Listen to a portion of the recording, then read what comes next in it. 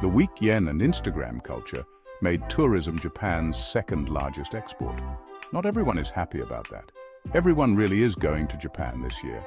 Over 14.6 million international visitors went to Japan between January and May. Almost 3.1 million went to the country in March alone.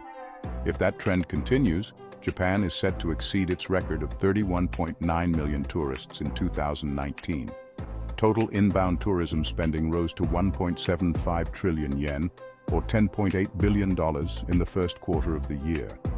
That made tourism Japan's second largest export, just behind cars.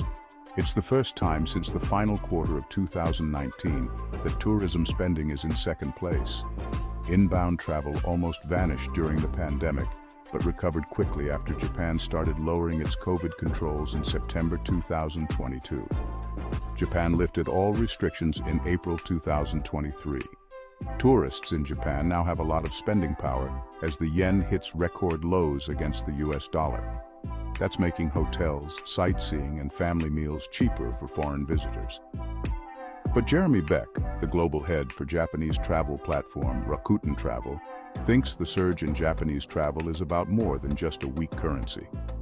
Visitors now want unique social media-ready experiences rather than just food and shopping. It's the Instagram culture, right? Beck says. It's not about what you eat or what you do. It's about what people see you eat and do. And Japan is beautiful. There's so many beautiful things to put on Instagram. How is a weak yen helping tourism? The yen, long a safe haven for investors during times of crisis, has declined against the dollar. A year ago, $1 US was worth 140 yen. It's worth around 161 yen now. The US Federal Reserve's higher for longer stance on rates makes the US dollar more attractive to investors and puts pressure on many Asian currencies. Japan resisted raising its interest rates as it fought a decades-long battle against deflation.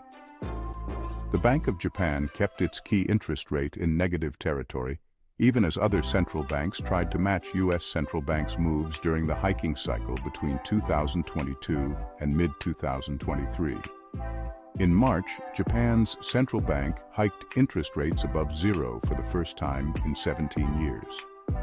The rate hike came after Japanese companies agreed to large pay increases, giving hope that Japanese consumers might start spending more and boost the economy.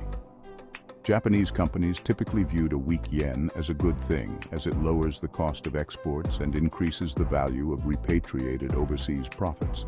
But the yen may